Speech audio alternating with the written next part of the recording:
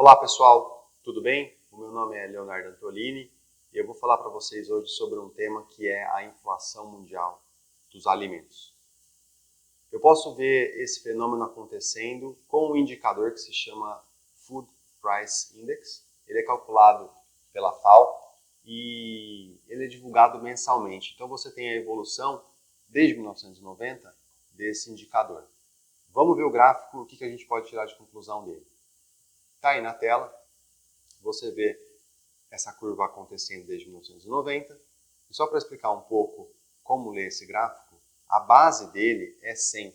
Quer dizer, 100 seria a normalidade. Esse indicador, quando ele está acima de 100, você teve uma pressão inflacionária. Quando ele está abaixo de 100, você teve uma pressão deflacionária. Então, você tinha até 2008 alimentos mais baratos no mundo do que a própria média, do que a própria base do gráfico.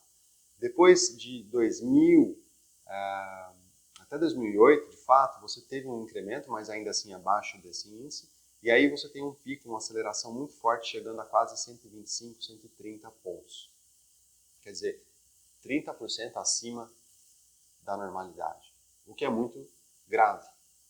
Logo depois, uma queda forte, acredito que aliado à crise de 2008, 2009 e a retirada de base monetária do mercado, isso deve ter influenciado o consumo.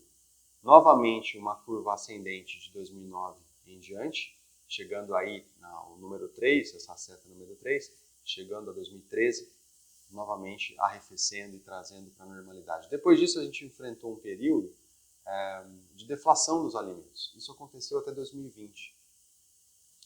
E logo depois dessa crise, e até agora estamos vivendo isso, a crescente do custo dos alimentos. Então, o pico desses preços dos alimentos foi em 2022, em abril. Então, ele chegou a quase 160 pontos, quer dizer, 60% acima da normalidade. Esse índice é divulgado mensalmente, então você consegue ver que a partir de abril você tem uma queda do preço desses alimentos. Lógico, muito impulsionada pela queda de commodities como soja, milho, que tiveram um pouco, um crescimento muito forte em preço e aí voltaram um pouco agora nesse período.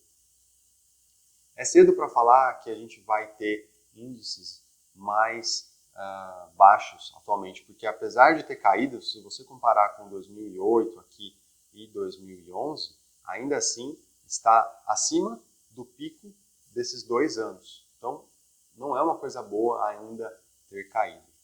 E o que isso influencia, na verdade? A gente tem do lado esquerdo, aqui, um gráfico com a prevalência da desnutrição no mundo, isso em porcentagem. Então, a África, por exemplo, é a linha de cima. Em 2000, você tinha 25% das pessoas vivendo na África com situação de desnutrição. Isso foi caindo, chegou a quase 15% e em 2020 voltou acima de 20%.